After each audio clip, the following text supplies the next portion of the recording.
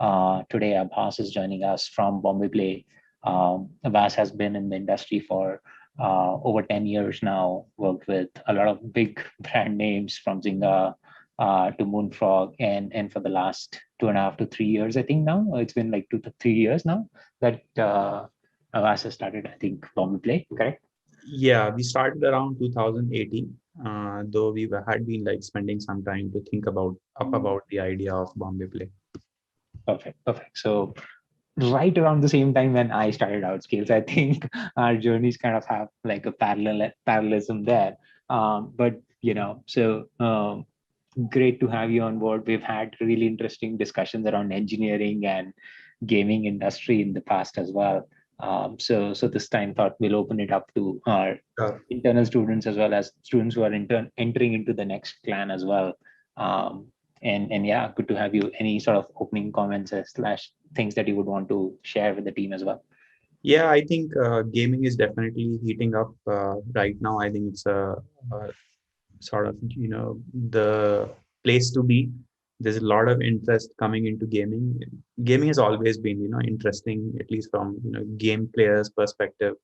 And I can imagine a lot of game players when they were young, they would dream of building games, figuring out, okay, what's the secret behind this amazing thing I'm interacting with, Hmm. from the old days of consoles to today with mobile gaming and the world of Candy Crush and PUBG, where the world has changed, Yeah, come a long way from the time when the access to games was limited to people having consoles. So now everybody having yeah, access to games.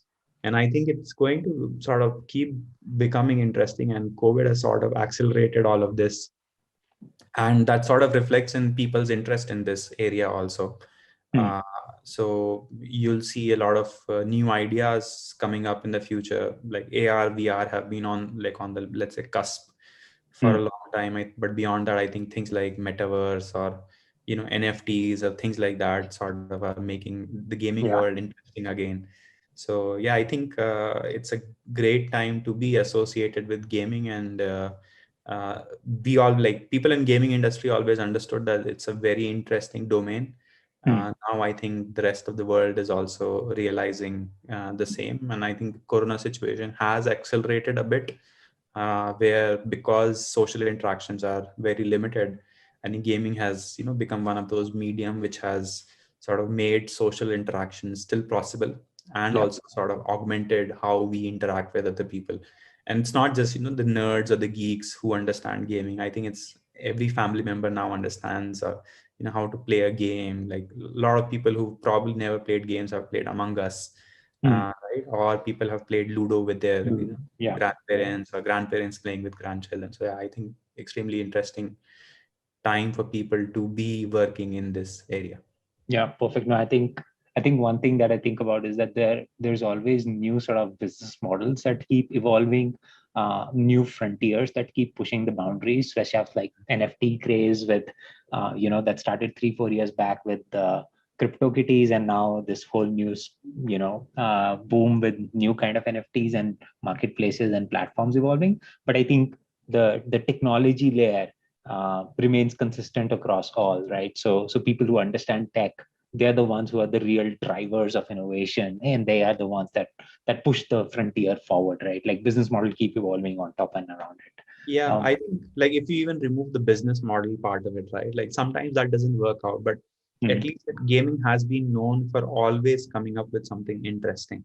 yeah, Like maybe there comes a time where people are like, okay, gaming has done whatever it could do, or we've reached the frontier of gaming, and then suddenly things change dramatically and something extremely new which you didn't expect comes up. So in that aspect, gaming has always been at the frontier of technology.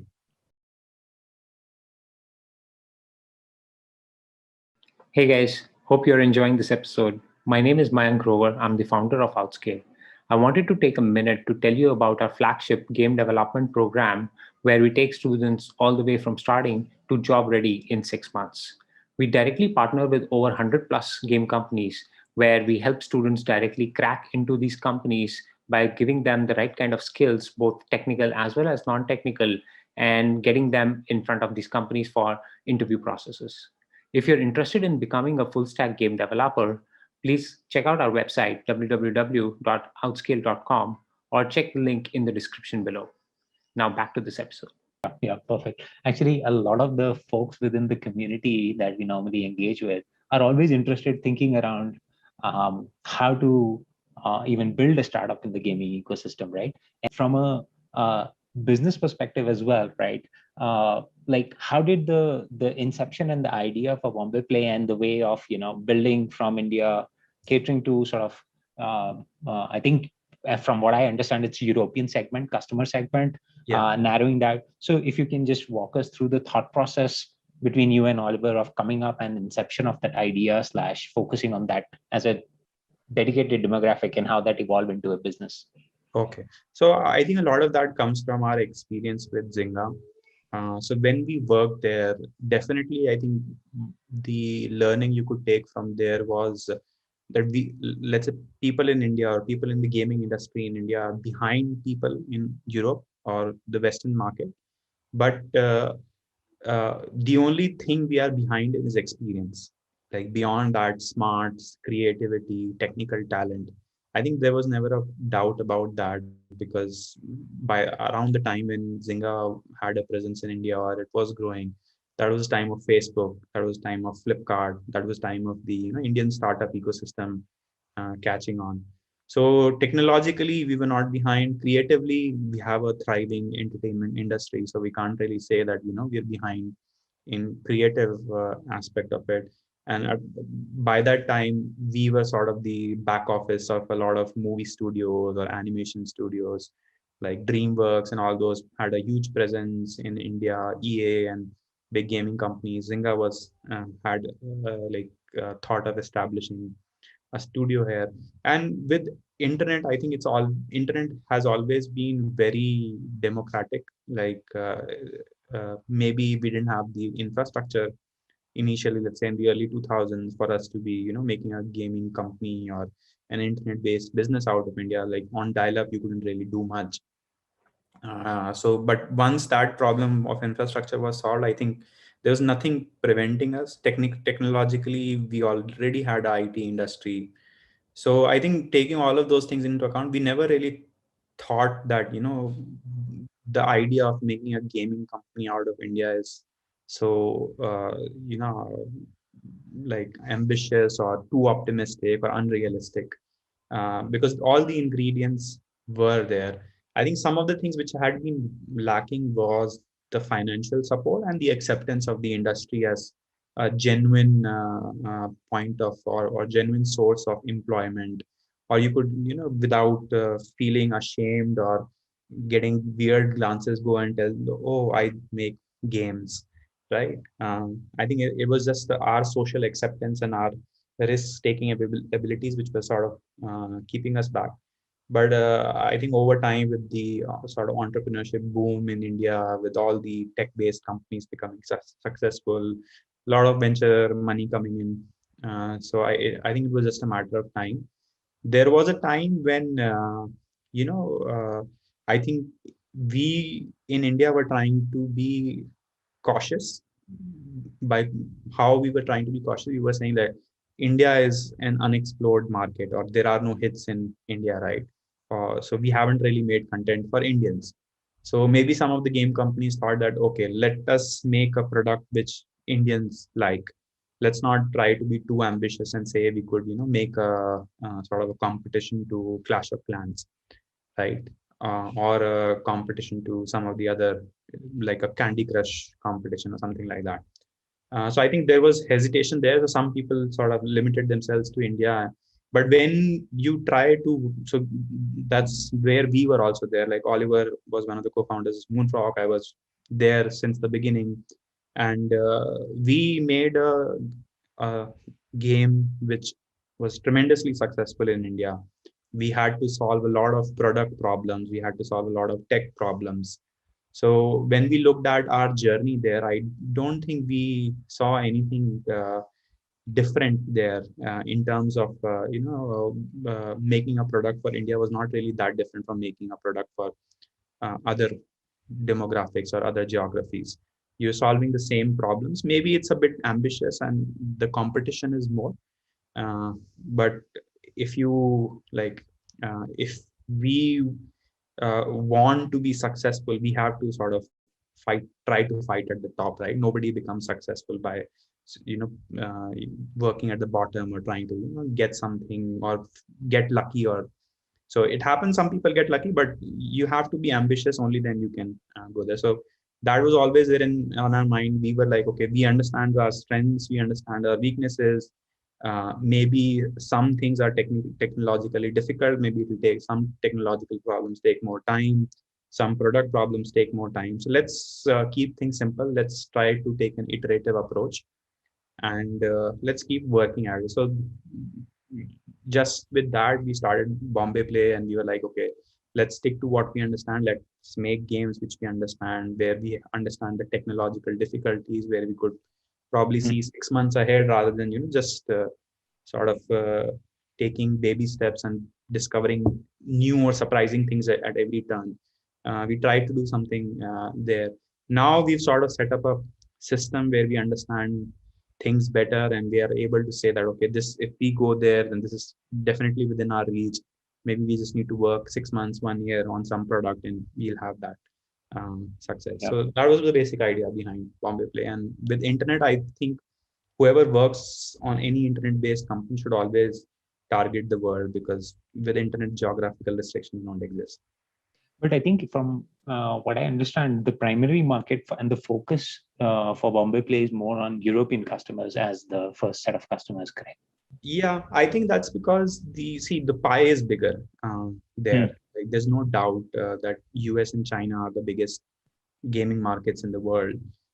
Difficulty with China is really inaccessible to people outside of China. So then that leaves you the free market of United States, right? And uh, as I said, like in our experience working with Zynga and making games for India, as well as making, running live ops for Zynga, we never thought that we could not uh, make a successful game for the US market. Got it. But like, did the process for saying let's focus on Europe as our segment, did that evolve through the product building and discovery phase, or was that something of a initial gut level call that, oh, we understand China is ruled out, US is already too much competitive, hey, let's just focus on Europe predominantly as our primary sector? Or was it like some kind of a iterative process that? I think it's an iterative process, and see, a lot of times with product you need a bit of luck, right? You may start out with some sort of vision that, okay, this is what I'm going to do, this is what I'm going to target, but sometimes reality sort of takes you in certain directions. And if you have sort of your mind and your eyes and ears open, you would realize, okay, this is working for me, this is not working for me. So in the same vein, we made a product, it got a fit in US and Europe. So Bombay Play was lucky in the early phase to get selected in Google's indie game accelerator program. So there we got some really positive feedback from the people who were real veterans of the industry, who were like, yeah, like this seems like a good fit for this market, why don't you continue working on this? And once you have a success, a product which is successful, you sort of try to take a sort of iterative approach to that, right? You don't really like throw everything out and say, okay, I'm going to now change my direction and go somewhere else. So yeah, we got some success, and we sort of become more comfortable. We have ideas which are sort of derivative of the ideas we already have, and naturally they seem like a fit there.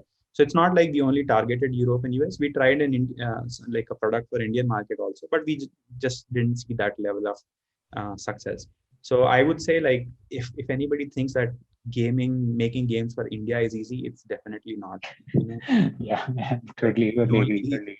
Yeah, I think those days are gone where there were low hanging fruits like Ludo, Teen Patti, all those are done. Those markets are saturated by now. Yeah, so India is a very competitive market, and I think there is no scarcity of players, and it's going to become more competitive as time goes by. And we in India don't really, when we think of games, we don't say like, oh, it's a game made by an Indian developer, so I'm just going to play that. I'm not going to play games developed by anybody else. Why would you do that? Like, it's entertainment, Players right? don't give a shit about it, right? Like they care about good experience and having fun, right? Exactly, it's entertainment. Like, if you start restricting yourself, then you would say, I will only watch Bollywood movies, I won't watch Hollywood movies. But why are you doing that? It's just, it's something Correct. to entertain yourself. So people play games not just made by Indian developers, but all over the world. So the games which are successful in the world are also successful in India, Hmm. right? So if you're saying that, oh, I will just do India focus, then or make games for an Indian audience, but Indian audience is consuming everything, right, from all over the world. So you're really sort of putting, you're preventing, or you're handicapping yourself in the process. Yeah. So we definitely, from our perspective, we look at a product. We first of all think of it as an internet-based product. The geography should not be important. But then there are business realities. Sometimes some things, find a good market fit in some geographies. So you count your wins, and you keep working on those Correct. products. But that doesn't mean we have sort of put some geographies, or Hmm. eliminated some geography. We'll keep making good products, and if they find fit in some geography, then we'll take that as a win and move forward with that. Perfect. Yeah, yeah, totally. I think there are already good number of questions coming in the chat, so I'll Yeah, curate them a little bit. But sure. before we jump in, I think I want to touch on one very important topic that you mentioned Yeah. in the conversation, which was there's in India specifically, there's some kind of a social dilemma around this industry, right? Like there is peer pressure of saying, like, is this really a serious thing? Like, are you really gonna be fine from a career perspective if you go into this industry? And you'll be surprised how many students even uh, thinking about pursuing their passion, leaving their web dev jobs, etc., and turning into game developers, coming to Outscale, have that as a real dilemma because of parent pressure, right?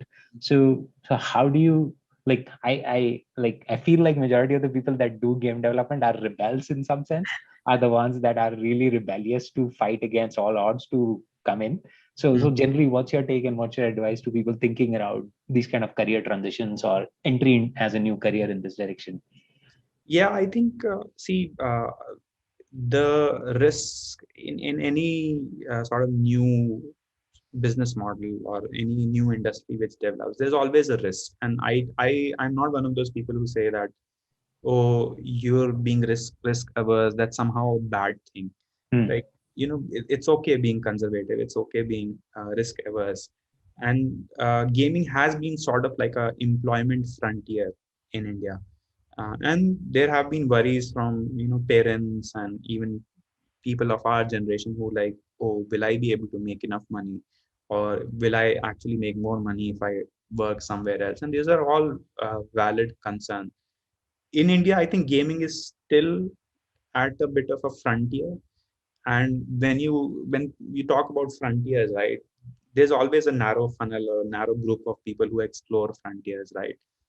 We all try to live in our comfort zone. So in the gaming industry has also sort of gone through that phase, and it seems like, the risk takers or the adventurers or the rebels are there in gaming industry, which is true, because it is still at a nascent stage, and you will only find those sort of people there.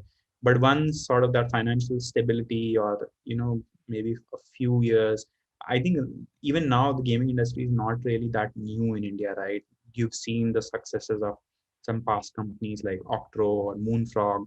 And I'm not even sure like how many people remember Bash Games, which was one of the biggest, earliest successes out of India. So it's been through generations. And I think the same way as it happened with, let's say, the animation industry or the tech industry, right, comfort levels have increased, and I think going forward they will increase. And I think gaming industry has now gotten on a more stable financial footing. But like, forget India, gaming all over the world has been, a very a risk takers industry, because it's a very cutthroat industry at the end of the day. Yeah, I think the bar for sort of entering in is much higher, Yeah. because now when you think about sort of a regular, like sort of Amazon, Microsoft hiring good software developers, they just need to know computer science fundamentals. But for game development, they need to know computer science fundamentals Yeah. and gaming tech as well, right? Like some kind of an engine, some kind of a graphics library, just so that they can understand that mechanics of that pipeline. So the bar is much higher, but Yeah. then it just kind of that's why I usually say that good software developers are not necessarily good game developers, but good game developers are by default good software developers. Yeah, I Um, think I think that's true. Yeah. Perfect. Good. So I think there's one question here from Rupesh that, since you've been in the industry for over a decade now, so what kind of changes that you have seen sort of evolve from a software perspective, and what are the suggestions for people entering in? How should they keep themselves updated with sort of things around technology changing so fast? Yeah, I think that is a problem across industries, not just in Mm, gaming. That's a technology problem, like not just at our level, at our, like an individual level, at corporate level also. Like technology is like by its nature is evolving very fast, and even companies have to keep up to date with what's the trend out there, because technology can outdate companies. Like if you take example of IBM, which was the big thing, the only thing, the tech behemoth mm, in town. Now nobody probably, people don't even know the name IBM, right? But I think across all of this, what stays true is that fundamentals never change, yep. right? The best algorithm for sorting in practice is still quick sort, right? So that was not going to change. Your graphics is still based on some basic math, which maybe becomes better. Maybe somebody gets some amazing results which make things faster, or some different way of doing things. But the fundamentals remain the same. And I think it's important to understand the fundamentals and the first principles, Yeah. because if you understand them, then you will be able to adapt as technology grows. Because whatever new comes, I would say sometimes it's most of the time it's about packaging changing, right, Mm, rather than the fundamentals changing. Like laws of nature don't change, our way right. of looking at them changes. So I think the same is true for software. If your fundamentals are strong, all software, whether it's new or old, is sort of just probably doing something which was doing earlier slightly better. Mm, uh, and there you obviously have to keep up to date with what other people are thinking, or what discoveries other people are doing. But if you look at tech, right, if you look at engineering and if you look at tech, I think our industry is much better because the sharing of ideas is much much more. And that is why this industry evolves so fast. Because when some new discovery happens, it's not like one corporation holds a lock and key to it. And maybe mm, apart from search, it's true. Like maybe search is that walled garden which nobody has access to except Google. yeah. But in general, our industry and in tech, people share things a lot more. So you come to know of advancements or new ways of thinking about things more easily. Information is more, shared more frequently. So I think stick to fundamentals, like have a strong grasp of fundamentals. When something new comes and it gets massive adoption, it's usually because it's making life simple. Mm, At the end of the day, engineering is all about optimizing things, right? Making things better. So, so whatever new will come will have solved some problem which was proving to be a pain point earlier. And if you understand how it was a pain point and how it solves that problem, I think the other sort of ideas just follow from there. Like I'll give you an example. Like when we started Moonfrog, DevOps was not that mature, right? mm, So nobody, like Docker was not in the scene. Kubernetes was probably something hidden behind Google's, yeah.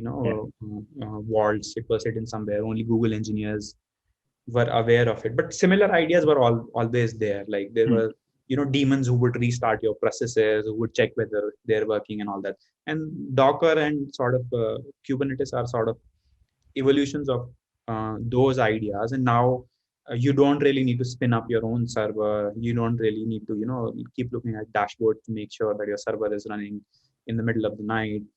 You can depend on Kubernetes or sort of Docker to heal your system and for it to come back online. yeah. If you look at the fundamentals of it, there's nothing like nuclear physics that happened there, right? Nobody discovered some amazing new idea.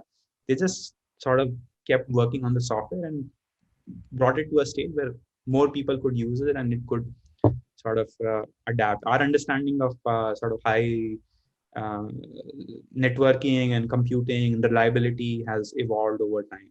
So it's just not just your knowledge, but it's the knowledge of people who are working in your industry, the bigger tech industry. Hmm. It sort of shapes the direction. But So I everywhere think fundamentals are important.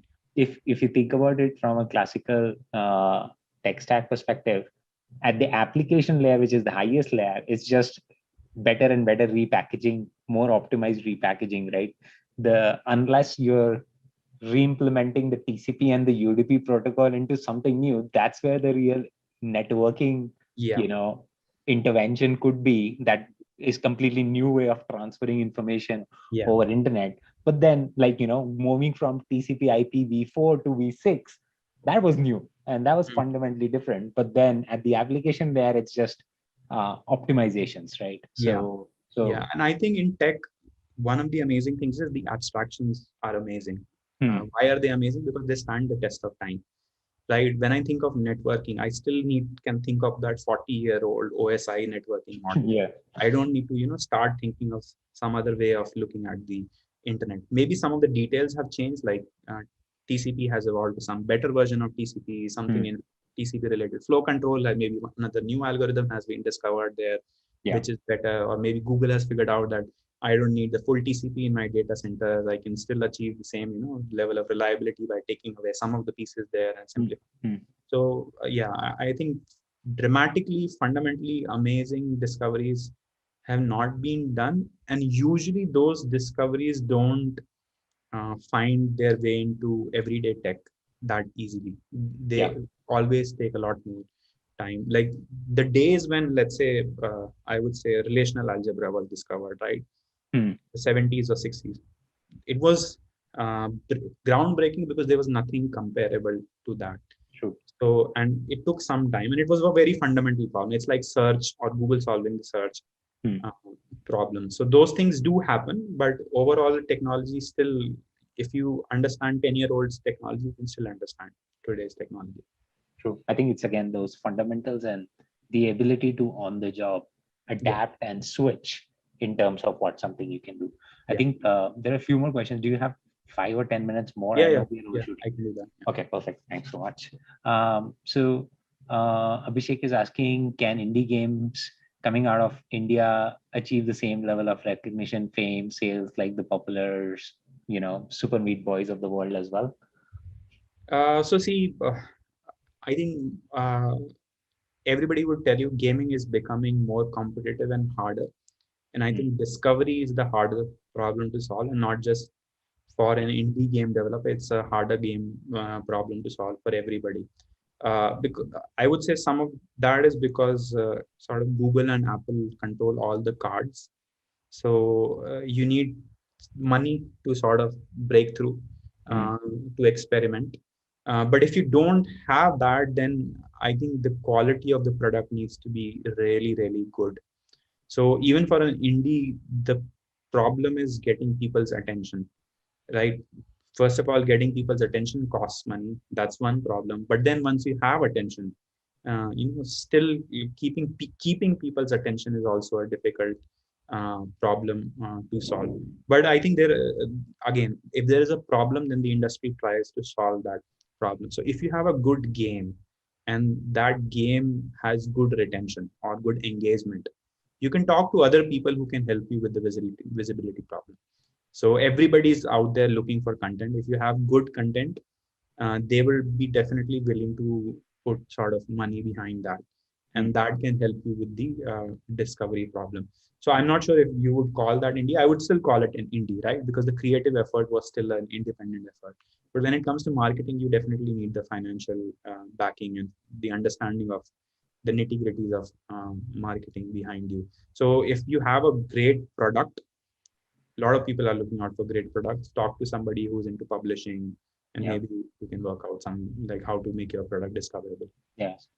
I think the closest analogy that I can think of is like especially in your hyper casual world, there are publishers like Voodoo and Ketchup that are very well known in the world, and they partner with developers every week, right, to publish their games and all. So Similarly, there are other publishers that focus on mid-core segment, publishers that focus on high-end segment, so console specifically. So you get those kind of, and you just gotta know who sort of focuses in that segment to be sort of aware of how to talk to them / reach out and all. There was one earlier question from Rishikesh saying how do sort of some games end up sort of creating new genres altogether, right? Like the auto battlers, hyper casuals of the world, right? These are sort of some games that kind of defy all laws of physics in some sense, and out of nowhere take the world by a shitstorm. Flappy Birds is an example that comes to mind. Like the recent one that you mentioned, which was the recent one, Candy. Mafia kind of game. Okay. The 10-player Mafia kind of game. What was the name? I keep blanking on it. You mentioned it earlier today on the chat.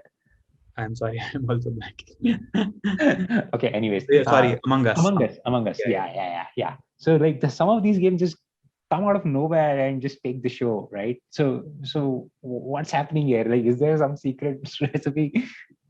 I think if anybody tells you they have the secret sauce, they're probably lying, right? Like I can tell you how to validate whether they're lying or not. If they had the secret sauce, they would be richer than everybody else. True. They'll not give it to you for free. And they'll not give it to you, and they'll be sort of releasing hits after hits after hits. But if you see even the most successful game developers out there, right? Let's take an example. Like Valve did their I forgot the name. Maybe it was for Artifact or something, a follow-up or a competition to Hearthstone. Right? They made their own card strategy game. It was a massive failure. Right? They tried something. They got the the brains behind another amazing card game, Magic the Gathering.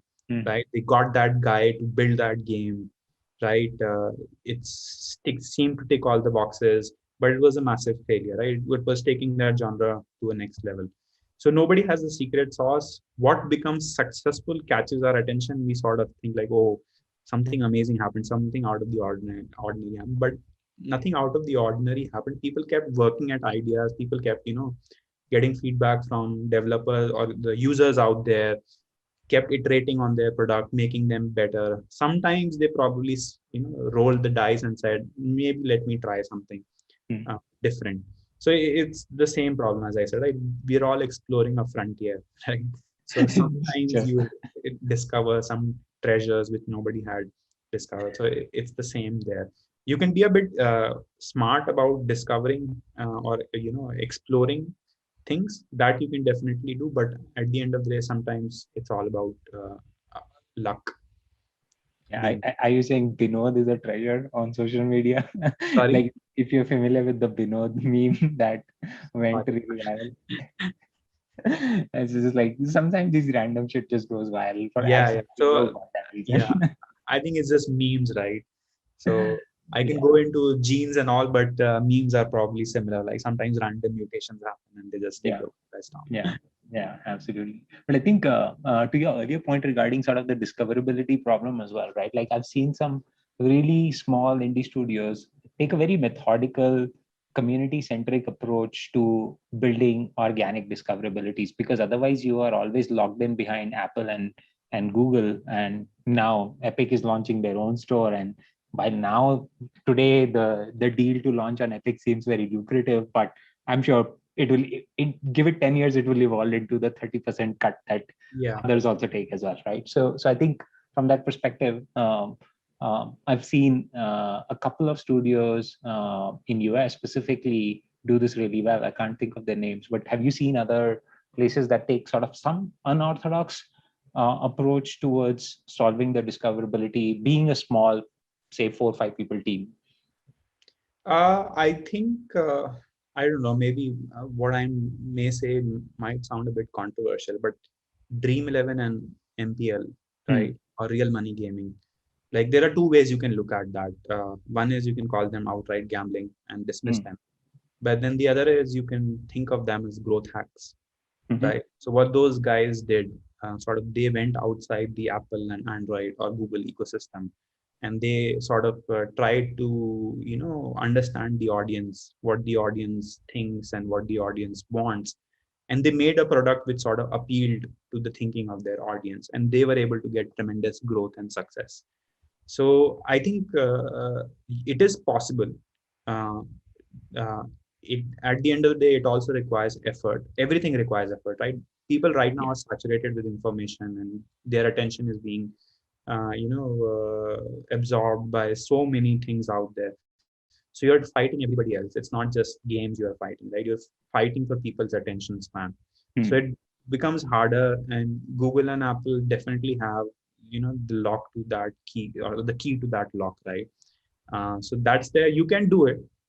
Definitely, you can do that, but keeps becoming harder and harder, and that's the reality we have to live with. But again, like if you have a good product, right, uh, there there will be people who would be willing to back you, because Yeah. at the end of the day, it's not easy making a good product for anybody, like Hmm. whoever they may be. Like, so that's why you see so many acquisitions in gaming happening, right?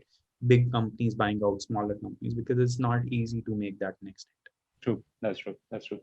And okay, so just to close off on the final question, would be like, what's your general sort of word of advice for people who are budding and looking to enter? And I know Bombay plays aggressively hiring and expanding the team as well.